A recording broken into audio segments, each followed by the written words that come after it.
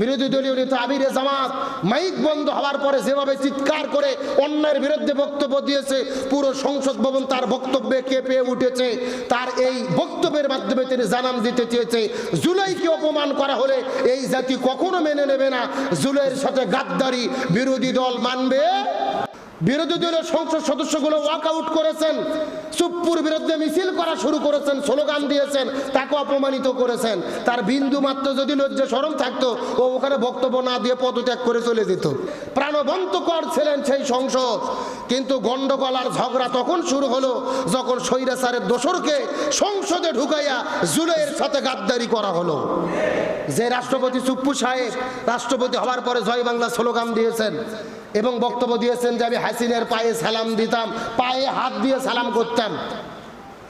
আল্লাহকে সেজদা করে কিনা তার প্রমাণ নাই, শেখ হাসিনার পায়ে তিনি হাত দিয়ে সেজদা করে তাকে সালাম দিত, জয় বাংলা স্লোগান দিত। ছাত্রলীগের সভাপতি ছিল, নিজে বলেছেন ওই স্বৈরাচারের দোসর যখন সংসদে বক্তব্য দেয়, এটা জুলাইয়ের সাথে গাদ্দারি, মুনাফিকি আর বেঈমানি ছাড়া কিছু হতে পারে। আমিরে জামাত ডক্টর শফিকুর রহমান বিরোধী দলীয় নেতা, বিরোধী দলের সংসদ সদস্যগুলো ওয়াকআউট করেছেন, চুপ্পুর বিরুদ্ধে মিছিল করা শুরু করেছেন, স্লোগান দিয়েছেন, তাকে অপমানিত করেছেন। তার বিন্দু মাত্র যদি লজ্জা শরম থাকতো, ও ওখানে বক্তব্য না দিয়ে পদত্যাগ করে চলে যেত। পৃথিবীর ইতিহাসে মনে হয় এত অপমান কোনো স্পিকার হয় নাই, কিন্তু ওর তো বিন্দু মাত্র বেহায়া লজ্জা শরম তার ভেতরে নাই। মিছিল করে স্লোগান দিয়ে তারা চলে গেলেন। বিরোধী দলীয় নেতা আমিরে জামাত মাইক বন্ধ হওয়ার পরে যেভাবে চিৎকার করে অন্যায়ের বিরুদ্ধে বক্তব্য দিয়েছে, পুরো সংসদ ভবন তার বক্তব্যে কেঁপে উঠেছে। তার এই বক্তব্যের মাধ্যমে তিনি জানান দিতে চেয়েছে, জুলাইকে অপমান করা হলে এই জাতি কখনো মেনে নেবে না। জুলাইয়ের সাথে গাদ্দারি বিরোধী দল মানবে, এই জাতি মানবে না। জুলাই না হলে সরকার হতো না, নির্বাচন হতো না, এই সংসদ চলতো না, রাষ্ট্রপতি, প্রধানমন্ত্রী, বিরোধী দলীয় নেতা কেউ সম্মান পেত না। সুতরাং ওই জুলাইকে অপমান করে স্বৈরাচারের দোসরদেরকে সম্মান করা, এটা গাদ্দারি, মুনাফিকি ছাড়া কিছু হতে। তবে অনেক আবার প্রশ্ন করছেন, যেই রাষ্ট্রপতির কাছে তো ডক্টর ইউনূস শপথ নিয়েছিল, আসিফ মাহমুদ, তারপরে নাহি যারা শপথ নিয়েছিল হাসিনা বলে যাওয়ার পরে, তখন শপথ নিতে দোষ হলো না, এখন বক্তব্য শুনলে দোষ কি? ভালো করে বুঝবেন। ওই সময় তারা শপথ নিয়েছে, রাষ্ট্রপতি সরানোর সাংবিধানিক কোনো রীতি পদ্ধতি নিয়ম ছিল। রাষ্ট্রপতিকে সরিয়ে দেওয়ার নিয়ম হলো সংসদে 2/3 সদস্যদের ভোটে অভিশংসন করে অনাস্থা জ্ঞাপন করে তাকে সরাইয়া দিতে হবে। বলেন তো, হাসিনা পলে যাওয়ার পরে কি সংসদ ছিল? তখন তো সংসদ বাতিল ছিল। আর 2 নম্বর পদ্ধতি ছিল, হাসিনার মতো ঘাত ধরে চুপ্পুক নামে দেওয়া যেত। কিন্তু চুপ্পুক নামে দিয়ে নতুন সংবিধান ঘোষণা করে বিপ্লবী সরকার গঠন করা লাগতো। বর্তমান যারা ক্ষমতায়, এরাই তো বিপ্লবী সরকারের বিরোধিতা করেছিল। কথা কন না গে? তাহলে তখন বলেছেন সংবিধানের কথা, এখন আবার বলতেছেন সংবিধানের কথা। এখন বিএনপি যদি চাই চুপ্পুকে বিদায় করা ওয়ান্টুর ব্যাপার। গতকালকেই যদি সরকার এবং বিরোধী দল চাইতো চুপ্পুকে ভোট দিয়ে সরাইয়া দিয়ে স্পিকারের মতো নতুন রাষ্ট্রপতি নিয়োগ দেওয়া যেত। কিন্তু জাতির প্রশ্ন, কেন তাকে সরানো হচ্ছে না? তার সাথে এত প্রীতি কিসের? হাসিনার দোসরের সাথে এত মহব্বত কিসের? এটাই জাতির কাছে প্রশ্ন। আমরা তাকে দেখতে চাই। তবে এর মতো পোল্ট্রি বাসায় দুনিয়াতে আর কেউ নেই। ও বলতেছে গত 16 বছর ফেসিস স্বৈরাচার ক্ষমতায় ছিল, অথচ নিজেই হলো স্বৈরাচার। কথা বল না কে? চুপ্পু বলতেছে স্বৈরাচার ক্ষমতায় ছিল, ওই হলো স্বৈরাচার। আবার বলতেছে আওয়ামী লীগ বাংলাদেশকে দুর্নীতিতে চ্যাম্পিয়ন করেছিল। চ্যাম্পিয়ন করলো কে? আরো বলতেছে কার কথা?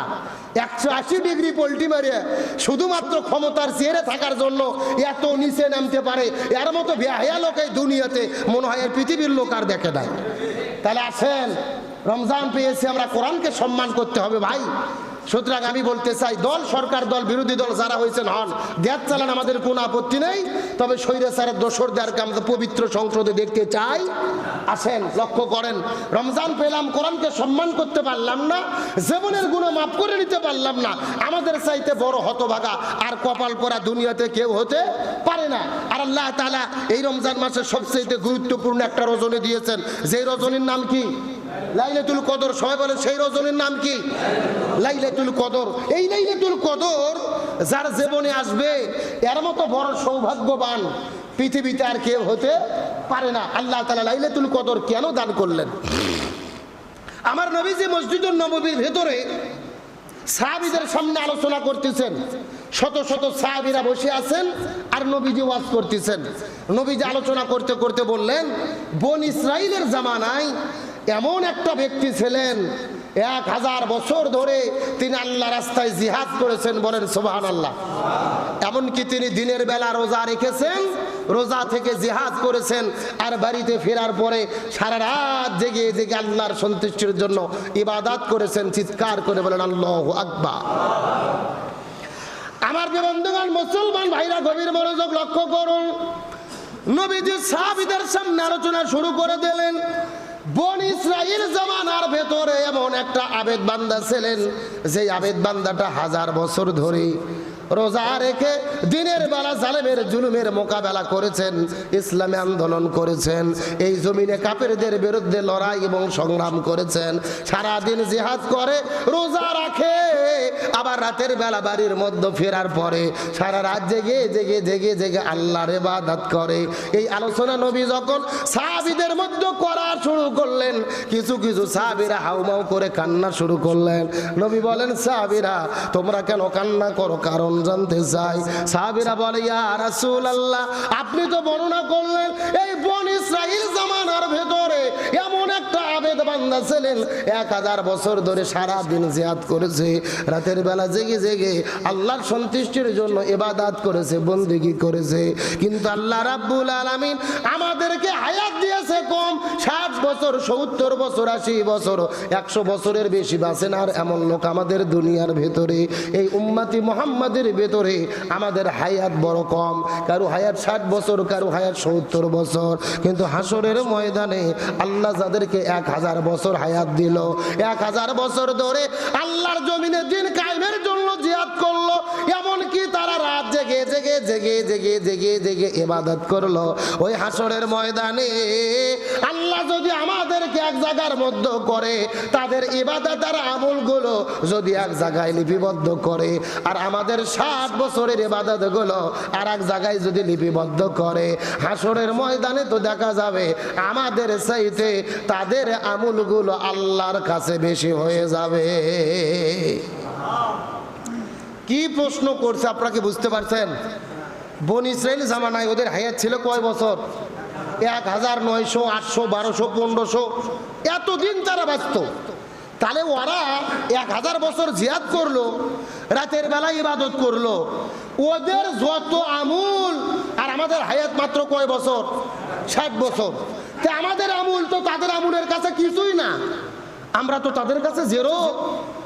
তাহলে হাসরের ময়দানে আমরা কেমনে সম্মানিত হব?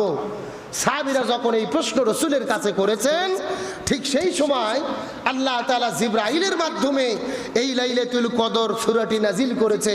চিৎকার করে বলেন